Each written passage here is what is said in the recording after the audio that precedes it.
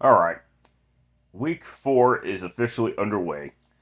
Let's get started because I don't have time for this bullshit. Shit. All right, first half of the national doubleheader on CBS.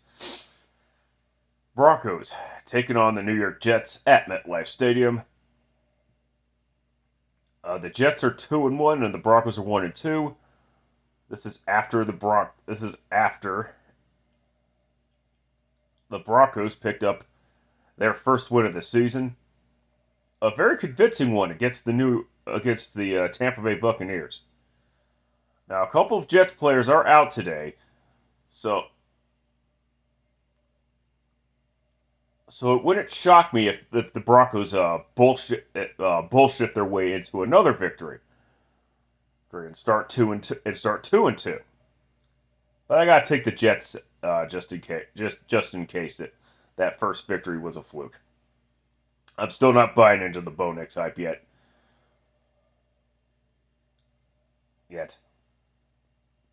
I'm it's just not happening right now.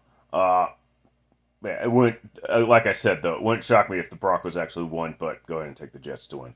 Uh, Next up, Saints going on the road to take on the Atlanta Falcons. Saints suffer their first loss of the season, losing to the Philadelphia Eagles, and the Falcons lose their second home game in a row. Will it be a third time? Nothing against the Saints, but I gotta take the Atlanta Falcons to win this one. The Falcons are doomed for a home victory, and that's all I've got to say about that. Oh, Jesus Christ. Bengals going on the road to take on the Carolina Panthers. Now, the Panthers actually did end up beating the Raiders, in case you've been living under a rock,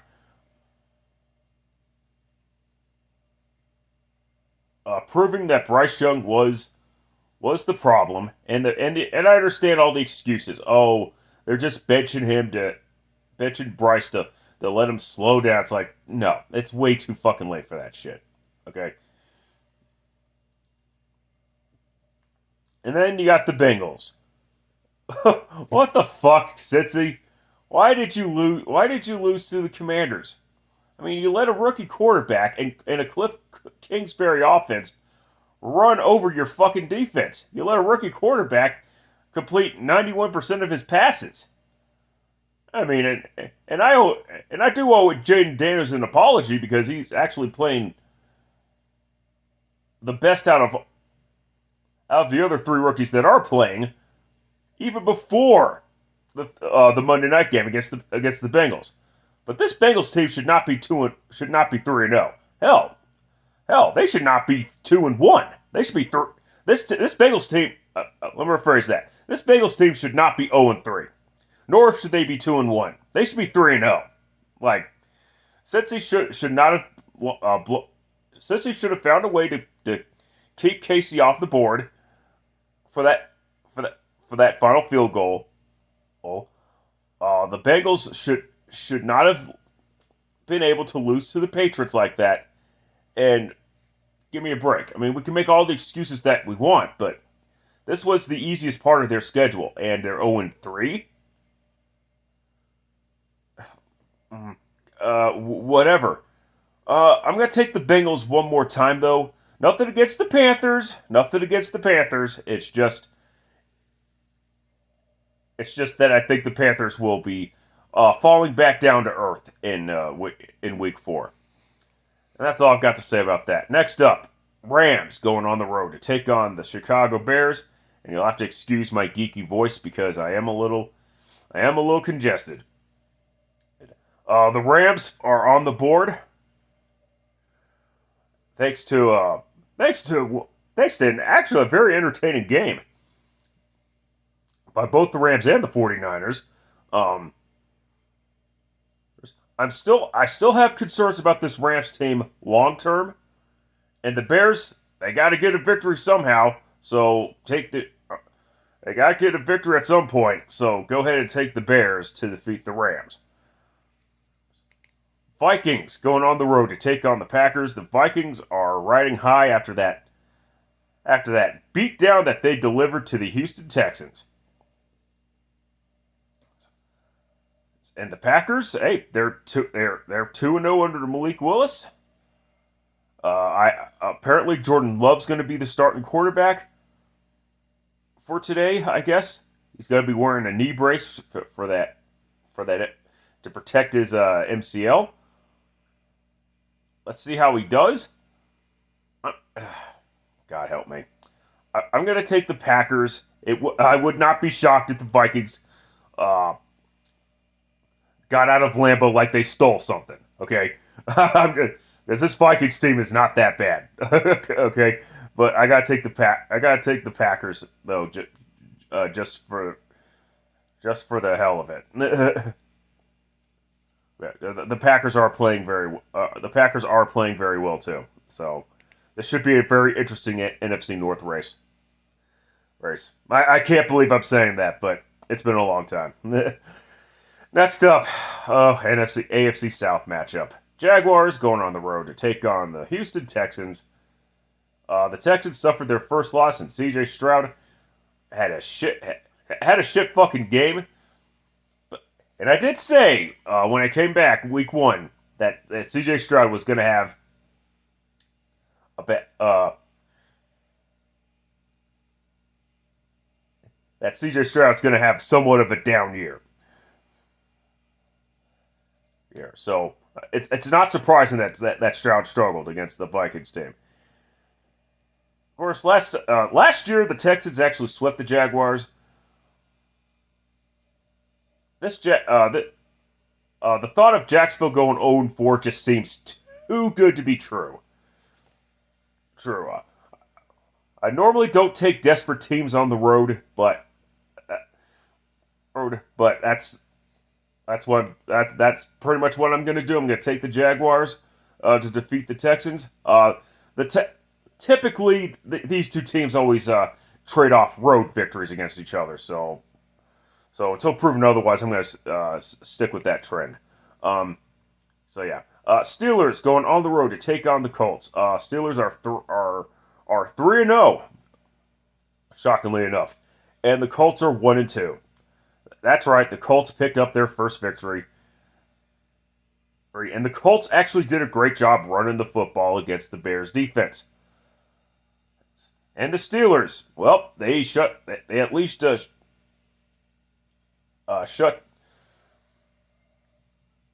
down any hopes of the Chargers going 3-0. They shut down Justin Herbert and that offense. That's the thing. And they get to face essentially a rookie quarterback in Anthony Richardson, who is still greener than goose shit. And that's saying something considering it's his second season.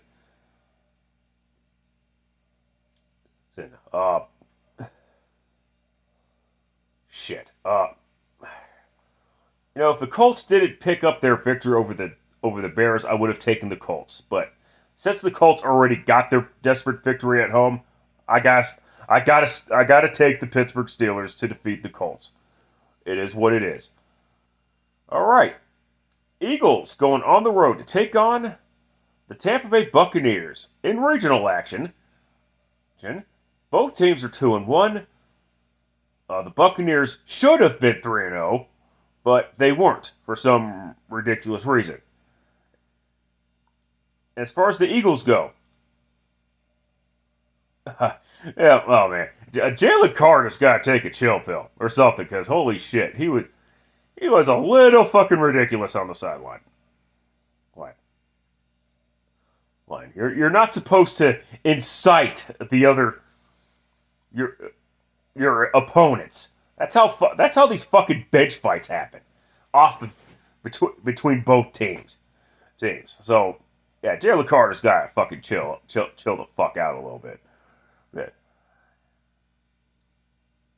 And the Eagles did, but to be fair, the Eagles did a great job shutting down that Saints offense, big time. Shut down that Saints offense, turning Derek Carr into the Derek Carr we've always known, post 2016.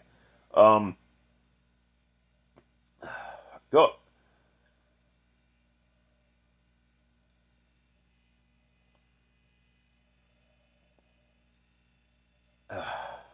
Shit. Go ahead and take the.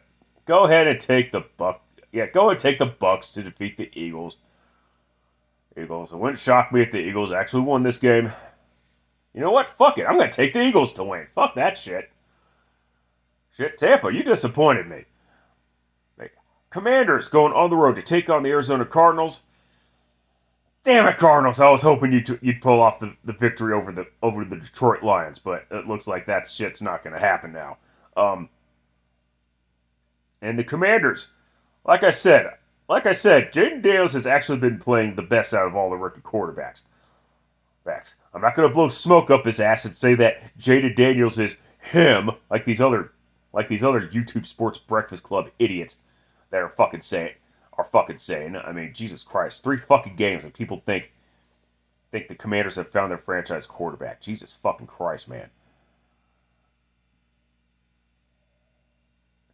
Utterly fucking ridiculous.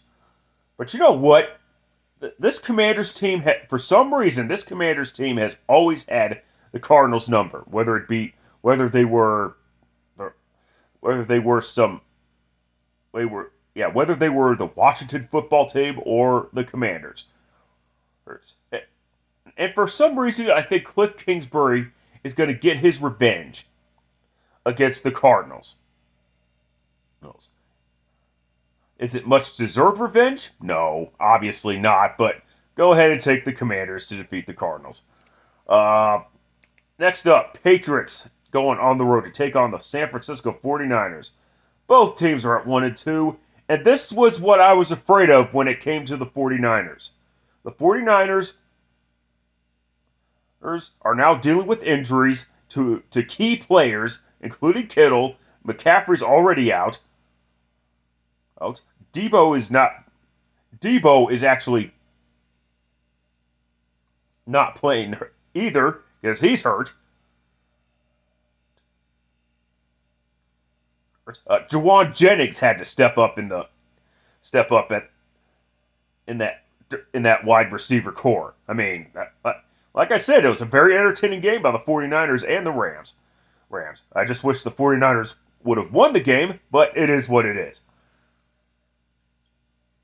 And this is why I'm concerned. This is why I'm concerned about the 49ers. I don't think the Niners. I mean,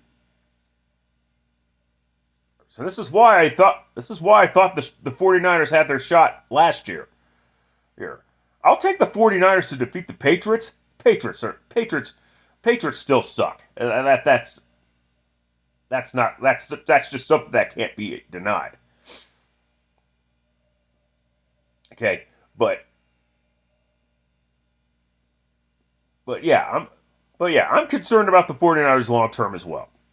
That's all I've got to say about that. All right, next up, Chiefs going on the road to take on the Los Angeles Chargers of San Diego. The second half of the national doubleheader on CBS.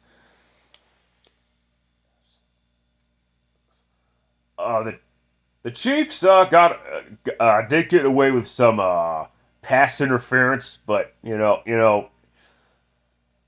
but it is there. And the Chargers suffered their first loss of the season. Like I said, the Chargers kind of got exposed by Carolina a little before that game against Pittsburgh. We don't know about the Chargers. We don't know about the situation. I do not know about the situation with Justin Herbert. Reports are he might not play. I know Derwin James is not going to play. The fucking safety got suspended for yet another helmet-to-helmet hit. He's like apparently he's a younger version of Kareem Jackson. I don't fucking know, but in any event, somehow I think the Chiefs are going to beat the Chargers. Though it wouldn't shock me if the Chargers beat the Chiefs, but I gotta take the Chiefs anyway. Wait, just in case the Chiefs will most likely bullshit their way into another victory. Browns going on the road to take on the Raiders. Both teams are at 1-2. Browns really got beat up beat up offensively by that Giants defensive front seven. Eight fucking sacks against the Giant that the Browns gave up. The Raiders are a little bit beat up. Max Crosby might not be able to go. Devontae Adams is out apparently,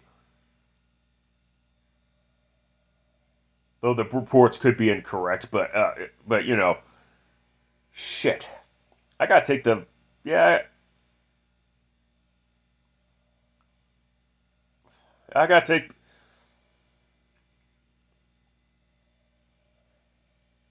I still gotta take the Raiders. The Browns lost to the Giants. I'm sorry. I know people like to suck off the Giants because whatever, but the Browns still suck. The Raiders just fell for the trap week. That's all. That's all I've got to say about that. Anyway, next up is Sunday Night Football. Bills going on the road to take on the Baltimore Ravens.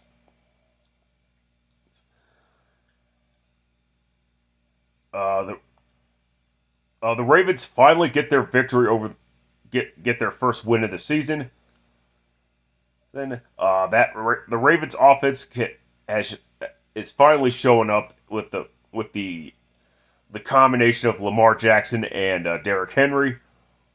Yeah, if this I want to see it again. I want to see what they could do against the Bills.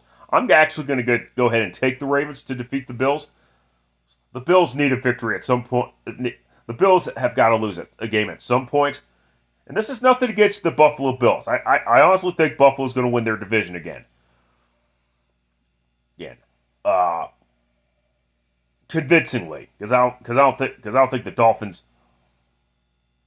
are any good. The Patriots stink, and the Jets they might be a fringe wild card. But for this game, take the Ravens. If I'm wrong, it is what it is. It is. All right. Another double header of Monday Night Football games. First up is the Titans taking on the Miami Dolphins. Titans are 0-3, and the Dolphins have a record of 1-2. The correct matchup. This is the correct matchup on ESPN. And the Dolphins are down in the dumps, and people will think the Titans have a shot at winning this game, right? Wrong. I'm taking the Miami Dolphins. I don't think the Dolphins are gonna let Will Levis do to them what he did to them last year. Here. And plus, the Titans are in for a long season. I've had it with Tennessee. Sorry, but come on. And finally, on ABC, Seahawks going on the road to take on the Detroit Lions. Seahawks are 3-0, and obviously the Lions are 2-1.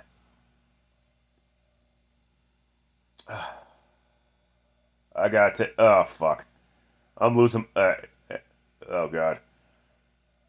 Okay, I gotta take the. Okay, so the Seahawks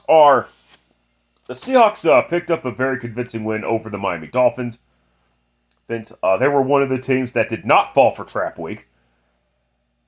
Shockingly enough.